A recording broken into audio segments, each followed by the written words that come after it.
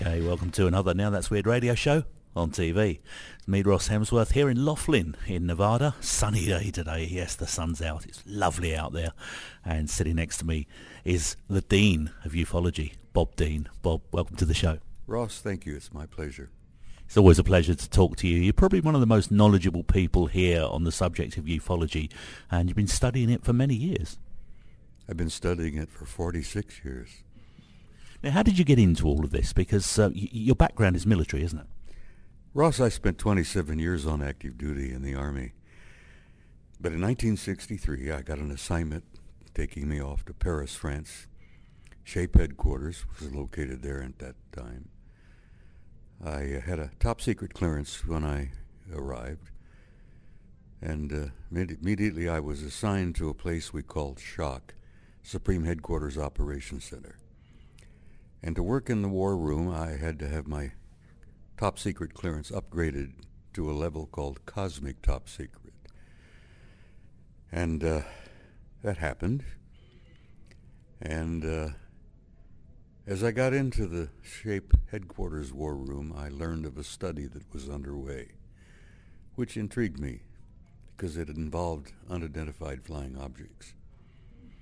And I was curious. I must make it clear to you that I was a normal human being for years and years and years. You know, I was... Well, you still are. Well, not really. You know, I'm not as normal as I used to be. The point I'm making is that my worldview was kind of much the same as everybody else's.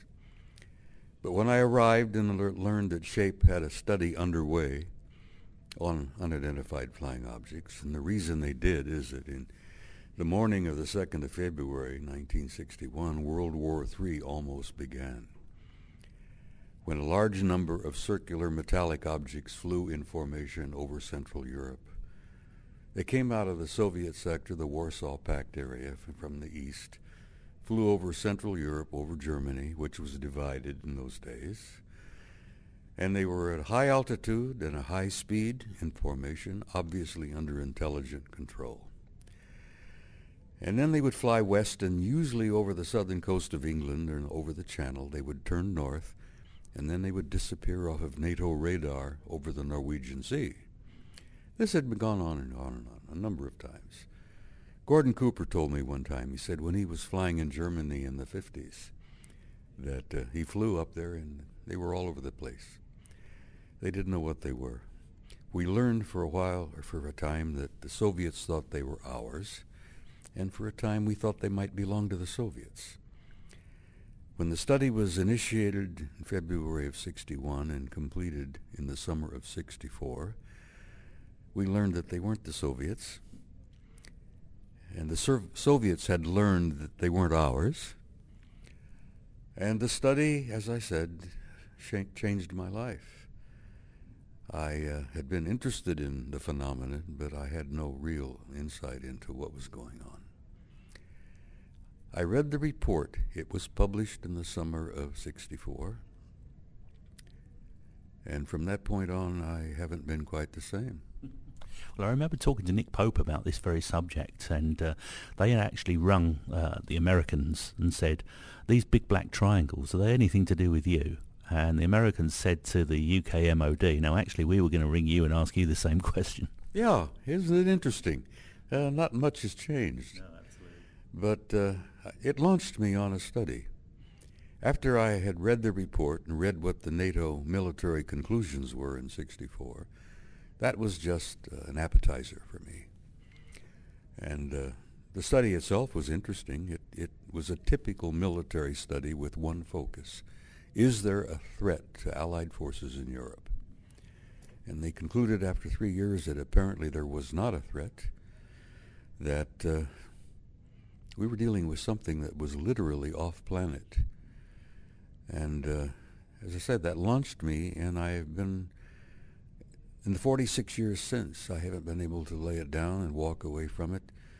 It's changed my life, and it's had some impact on my life that's been kind of painful. can imagine it has. Let's just take one case as a particular.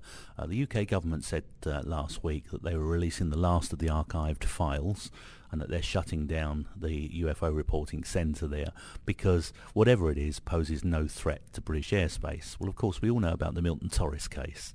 You don't instruct a pilot to shoot down a UFO if you don't feel it's a threat. And I know similar things have happened here in America, Bob. And what is the score with this? Do they represent a threat, do you believe? Well, initially we thought they did. Our military really thought there was a threat because the repeated demonstration of incredibly advanced technology, so far advanced beyond anything we had then and even have now. And with the military approach being primarily paranoid, and I spent almost 30 years in the military, and, we're focused on paranoia. We did think it was a threat, but over the years we've learned that it is not a threat. The shape study itself concluded after 3 years that there apparently was not a threat involved because the repeated demonstration of incredibly advanced technology indicated to us that if they were malevolent or hostile, the game would have been over a long time ago. And that was concluded in 1964. Well, I was to learn later that my government had reached that conclusion some time back, officially, but they never announced it or released it. We have learned that they, and I use that term in a generic way, are not a threat to us, that as a matter of fact, they seem to be interested in nurturing us through what I call species with immaturity. We're going through a form of adolescence as a race. And I think these advanced intelligences are trying to assist us to make that transition from an adolescence into an adulthood. And we've learned over the years, the British, I know, have known from 1947, when the UK and the US formed a pact, which you probably are aware of. It's called the UKUSA Pact, UK-USA. And we've concluded that, no, they're not a threat.